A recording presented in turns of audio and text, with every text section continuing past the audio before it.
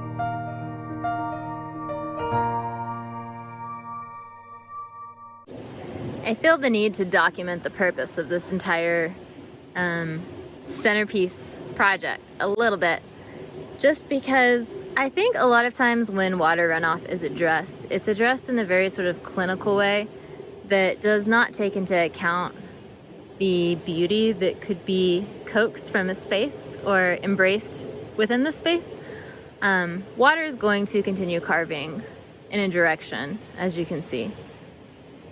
Wherever it wants to go, path of least resistance, and you can actually create these less resistant paths. And so on extreme slopes like this, I'm gonna squat down so you can see, it disappears. And that's because this is a pretty steep little hill. On extreme slopes like that, water is going to carve downhill at whatever the lowest points are. So if we look at, say, this one up here is a good example. This one, clearly it comes through that tube, right? But right here, you can see how the lowest point changes, and it kind of does zigzag back and forth, because the point where it curves in, like that's lower right there than that top point, and there's roots anchoring too. But then it carves back in over here because there's actually a high point there, and so that continues, so on and so forth, all the way down the hill.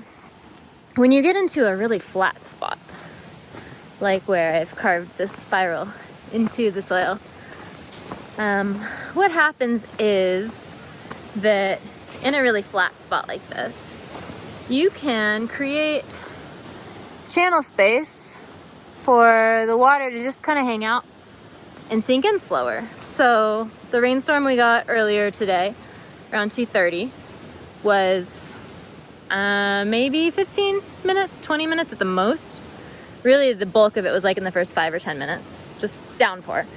And now I have water that is sitting in these channels around this spiral. And it's not like, oh, we're going completely on contour and creating these sort of like swooping whatever to slow the water down. It's like, what sort of art can you pull into this space? Like, what sort of beautiful things can you create with your landscape? What sort of messages would you like to leave behind? And so I'm coming to realize that when left to my own devices in terms of design, the message that I like to leave behind is this like much slower, softer, not in any rush to get out of here situation. For water in particular, also for life, for all of the plants and seeds that I add to the space. Again, this was, and still is, mostly gravel and like pretty dense clay. And that's apparent based on the fact that this is holding water. 3 hours after the actual little downpour, it was probably maybe half an inch of water. And so we have a puddle here that is at least an inch deep, right? Do the how much water to add to the rice pot test there. It's more than an inch deep because that went over my knuckle. But anyway, we have this channel of water, and there's several gallons of water now sitting in this space, infiltrating slowly into this ground, helping to germinate all of the seeds that I've put in, any seeds that exist in the seed bank. I never really addressed this low spot because it doesn't flood out beyond that green grassy meadow there. So it's doing its job, but the real point of contention was this runoff path, because before what happened was it comes down this hill where you see all that runoff, and like it does it down the road too, unless you're grading it on a regular basis. So it comes down this hill, down where you can see the red clay on the road, and then down into this space. And what was happening before was that it would basically shoot straight across this space and straight out. And because the space I'm standing in is quite, it's not level, like it still is downhill slope, but by making that water, by inviting that water to curve into the landscape, to flood out further, instead of just doing this like whoosh, rushing off down into the stream, into the creek, and compromising whatever native trout habitat is further downstream, right? Because all of the sediment, all of this like road base and everything else that's put in here is now rushing off this road the water is picking up the finest particulate that exists and whatever is on that base, and then it is pushing it into this water source. And so we're losing topsoil in this space, and we're also gaining water pollution in that space. We don't want either of those things. So my solution for that was to try and carve out something that felt like a beautiful art piece sigil that would flood and fill and then drain. And I only got it to this round example, right? Where it's just a space that has deep enough channels that if we get a couple inches of rain, it will flood, and then it'll eventually start to sink in here. And you'll see now, like this was where I was going to continue it, is that there's, we'll do this angle, right? The water is starting to carve its way back out. And that was really part of the intention in this space, was that it would carve out right around that location, and then it would go down to the creek, and there would be then a series of sort of on contour, kind of just like berms almost, not quite the same technically, but for the sake of like explaining, it would just be berms to slow the water. And we can look at it like this because it kind of carves itself, right? And so there, right where my hand is where it's carving itself out of this slowdown mode. But there are uneven spots throughout the entire design that where, like, we'll go back up to the top of it. Like the spot, you know, that's a little bit high, and so it's not running out completely there. I don't want everything like draining perfectly, because if it's draining perfectly, then what happens is that it's going to find that path of least resistance and carve out that spot that I just showed you in where I said it was going to move into a series of berms towards the creek. It'll carve that out a lot faster. So having spots like this towards the top of it, and there are a few spots that like would have loved to get in here and been like, okay, let's add more soil here, or like dig more out here. Not gonna have that opportunity, but I wanted to show you like what's possible just at the starting point, eyeballing this out, looking at the contours of land, and thinking about like, I could have more water sitting in this channel than over here. Now, if over here starts looking dry after storms, like I would want to dig it deeper. I'd want to level that soil out. I might want to build soil, you know, in this lower point. Sorry, wide angle doesn't show you the contour of the land, but you can kind of see like it slopes down like right across here and slopes down a little and slopes back up a little and then slopes back down into the creek. So the whole thought of this, because a lot of times we get into, I need to make sure that everything in this space is like on the level or on contour, is sometimes you can use slightly off level and slightly off contour to your advantage just to keep water in the landscape for a longer period of time to absorb.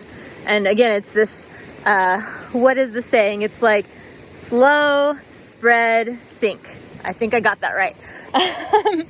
And so it's keeping water on this landscape, like where the infiltration rate is really, really low and the organic material is wildly low. It's clay soil, it's lots of road base and gravel that again has washed down from this road.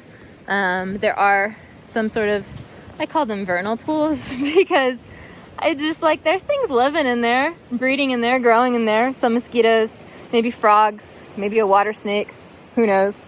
And this is all part of this riparian ecosystem that feeds into this water space. And if there were not road base coming down into the space, if the road had not created this erosion issue, we wouldn't need this erosion solution. But if you gotta add an erosion solution to your space, why not make it beautiful? Why not make it feel like art or magic or weird science or something that was left over from, I don't know, some just like ancient sort of whatever. Tap into that vibe. very into it. So the plan was that the water was going to come out like around here, and then we'd go into some contours in here, and you can see there's a few spots now where there's puddles. But what I love to see is that it's not carving more, and it hasn't been carving more through this space since I built the centerpiece. So that's really exciting for me. And it's really exciting that, you know, the water will continue to carve off that road because there's nothing slowing the water on the road, right? So it comes down this way, and there's some plants coming up now which will be helpful to not lose like this entire peninsula here that could get cut in half because of the road up there. But the water essentially comes through a couple of paths right here, and so down this like meandering plantless area, and then one path is like here straight into the creek, and then some of it goes this way too, and you can see where it's sort of like carved into this bank here straight into the creek.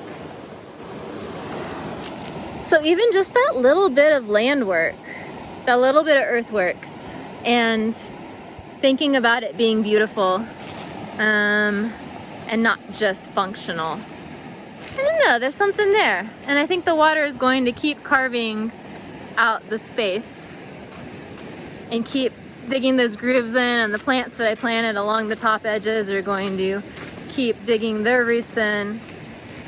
And there's something to that.